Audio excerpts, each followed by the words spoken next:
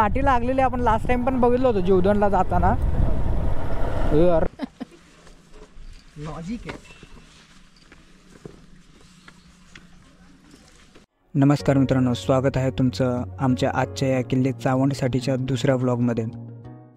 तर मित्रांनो, आम्ही गाडी त्या दिशेस पार केलेली आहे आणि आता आम्ही किल्ले चावंडच्या पायथ्याशी आहोत. ही पायरीची वाट आहे.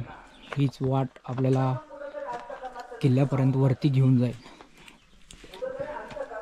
तर आजच्या व्लॉगमध्ये आम्ही 4 जण आहोत. 1 नंबरवरती आहे तन्मय, हाय गाईज. 2 नंबरवरती आहे तेजस आणि हा शशिकांत. आज शशिकांत आमच्याबरोबर पहिल्याच ट्रेकमध्ये आलेला आहे. माणिक डोहा ना, तिकडं आहे मला वाटतं हडसर. थोडा हेजी सकाळी 9:30 वाजता गड चढाईस सुरुवात केली. आजच्या ट्रेकमध्ये तन्मय व तेजस तर होतेच, पण त्याचबरोबर नवा ट्रेकर शशिकांत आज आपल्याबरोबर होता.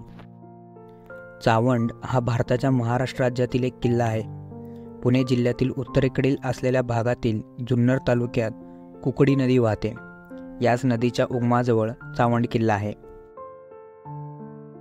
गिरिदुर्ग प्रकारातील हा किल्ला समुद्रसपाटीपासून 1065 मीटर उंचीवर आहे, तर पायथ्यापासून गडाची उंची 200 मीटर इतकी आहे व चढाईसाठी हा मध्यम श्रेणीमध्ये येतो.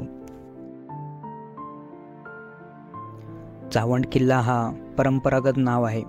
याचे यादवकालीन नाव चामुंडगिरी, बहमनी साम्राज्यातील नाव चाऊंड किंवा चंडगड, निजामशाहीत जोंड, तर शिवकालीन नाव प्रसन्नगड व शेवटी पेशवेकालीन किल्ले चावंड असा आहे.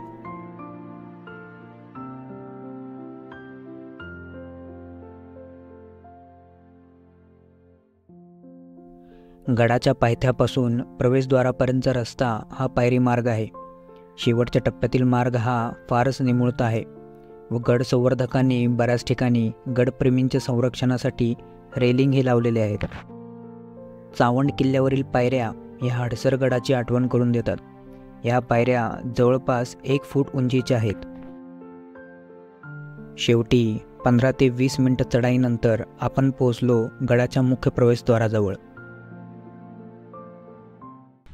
मित्रांनो, जेव्हा तुम्ही गडाच्या प्रवेशद्वारावरती येता तेव्हा वरती तुम्हाला गणपतीची एक रेखीव मूर्ती दिसते दगडांमध्येच, आणि हे रॉड्स लावलेले आहेत सपोर्ट करण्यासाठी दरवाजांना, कारण बऱ्याचशा ठिकाणी क्रॅक्स आहेत.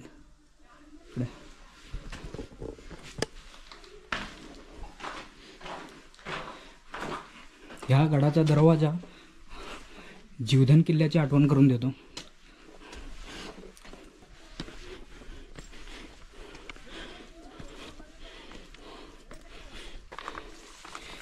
चावंड किल्ल्याच्या प्रवेशद्वारातून उजव्या हातास आल्यानंतर इथे पुरातन तोफ गाडा ठेवलेला आहे. तोफ गाडीचा लाकडी ढाचा हा नवीन बनवला गेलेला आहे, पण तोफ ही पुरातनच आहे.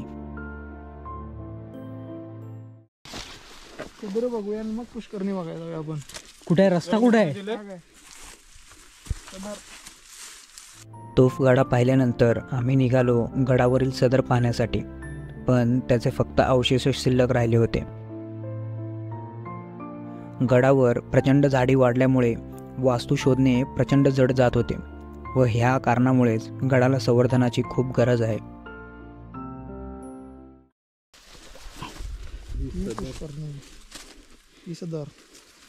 शपथ, गडाला सगळं झाडांनीच घेरलंय की रे. सगळा किल्ला पडलेला, लक्ष दिले पडक्या वाडा ते काय अवशेष आहेत सगळे सदर. चला त्या देवीला, चामुंडा देवीकडे जा. चामुंडा देवी नमः.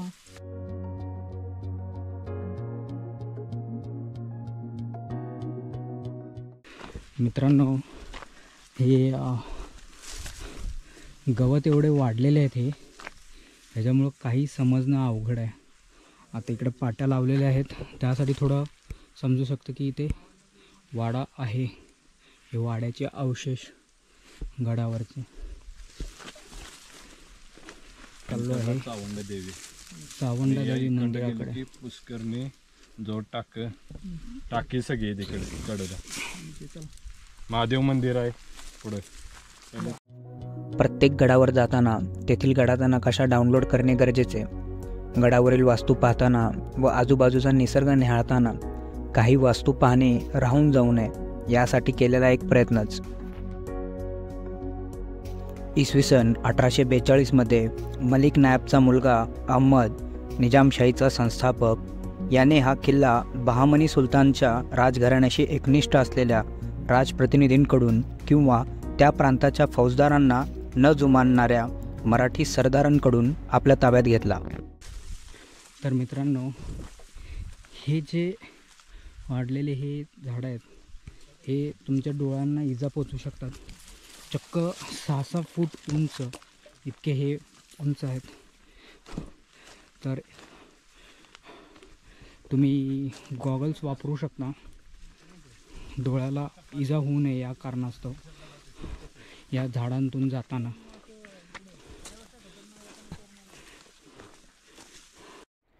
मुर्तजा निजामशहाच्या कारकिर्दीत त्याचा वजीर खानानं मौलाना हसन तब्रिजी याला या किल्ल्यावरील कैदखान्यात ठेवले होते.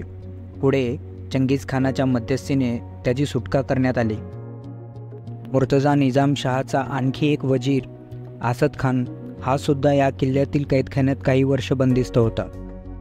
तोफगाडा, सदर व वाडा पाहिल्यानंतर आम्ही निघालो गडावरील चावंडा देवी मंदिर पाहण्यासाठी. मंदिर परिसरात येताच सर्व थकवा निघून जातो, कारण गडावर सर्वात उंच ठिकाणी हे मंदिर असल्यामुळे वाराचा वेग थोडा जास्तच असतो व त्यामुळे खूपच प्रसन्न वातावरण हे या मंदिराजवळ होतं.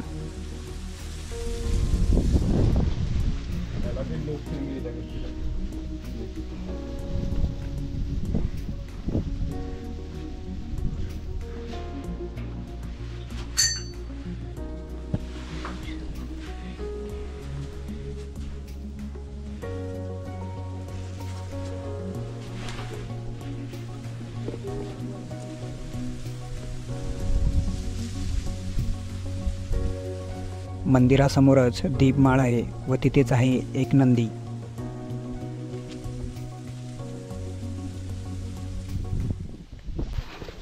गडावरील चावंडा देवी मंदिराचं दर्शन घेऊन आम्ही आता परत निघालेलो आहे. पुढं जाण्याचा प्रयत्न केला पण भरपूर गर्द झाडी आहे, त्यामध्ये पायवाट दिसतही नाही. आता पाहूयात पुढे अजून कोणत्या मंदिराचं दर्शन होतं आणि पुढं वाटेतच काय काय पाहायला भेटतं. गडावर पुष्करणी तलावाकडे जाताना डाव्या बाजूस एक पाटी दिसली. त्यावर पुरातन शौचालय असे लिहिले होते. याआधी रायगडवरही शौचकुबे पाहिले होते. या गडावरही पाहावयास ती मिळत होती. काय झाडे रे यार. इसवी सन 1594 ते 1595मध्ये निजामशाहीतील सुप्रसिद्ध चांद बीबी व इब्राहिम निजामशहाचा अवघ्या 1 वर्षाचा मुलगा या किल्ल्यात कैद होता. मिया मंजूने त्यांची सुटका केली.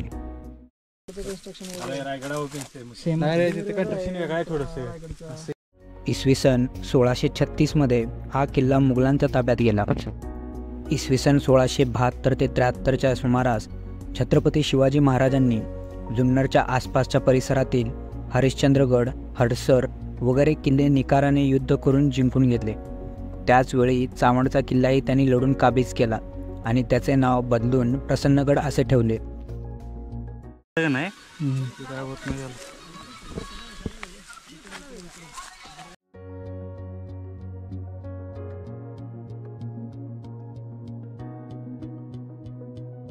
पुरातन शौचालय पाहून आम्ही पुष्करणी तलाव पाहण्यासाठी निघालो. वाटेतच एक छोटासा पाण्याचा टाकं पाहावयास मिळतं. या टाकीतील पाणी वापरण्यास अयोग्य होते. मुघल बादशाह औरंगजेब जेव्हा स्वराज्य काबीज करण्यासाठी दक्षिणेत उतरला तेव्हा त्याच्या फौजेने हा किल्ला जिंकून घेतला. इसवी सन 1694मध्ये त्याने सूरज सिंग गौड याला या किल्ल्याचा किल्लेदार म्हणून नेमले, पण तो तिथे येऊन पोचण्याच्या अगोदरच मराठ्यांनी तो किल्ला परत जिंकून घेतला. नंतर लगेच गजीउद्दीन बहादूर याने चावंड किल्ला काबीज केला. पुढे पेशवे काळापर्यंत हा किल्ला मुघलांच्याच ताब्यात होता. पुष्करणी तलावाजवळ येताच पाहाव्यास मिळते ते एक छोटेसे तलाव व त्याचसमोर आहे एक सुंदर व भग्न अवस्थेत असलेले महादेवाचे मंदिर.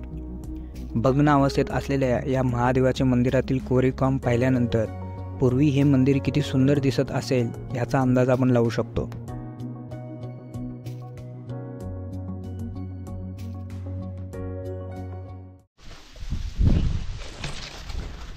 तर मित्रांनो, ह्या तलावाच्या ते जे कमानी आहेत त्याच्यामध्ये वेगवेगळ्या मूर्त्या आहेत. तिथे एक शिवपिंड पण आहे.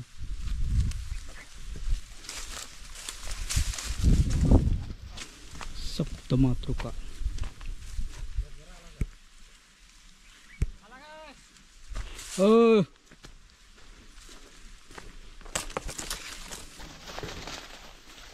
अरे वाह, परफेक्ट. किती? अच्छा, 7 टाके आहेत का?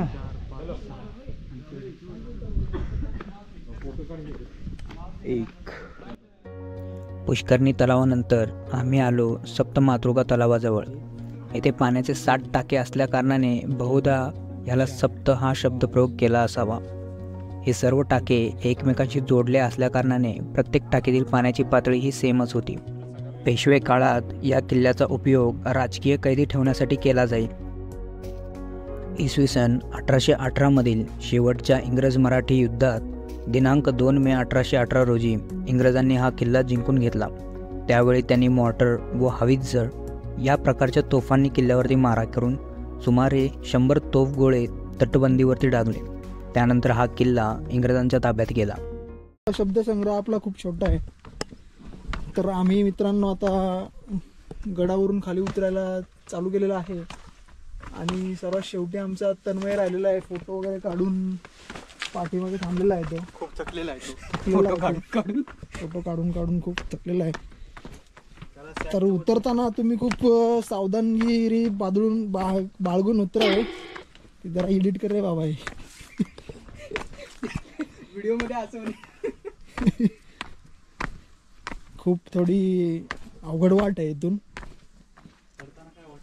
हा, वरती येताना काय जास्त त्रास नाहीये, फक्त खाली उतरताना थोडं कठीण आहे. थोडं ठीक आहे, नो इश्यू.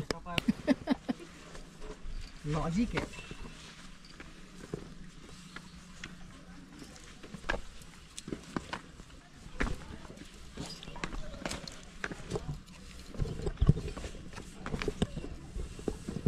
आपण पण येऊ रे बाबा व्हिडिओमध्ये. एकटा उमागांच्या तो व्हिडिओमध्ये इकडं बघ रे बाबा. Hi guys.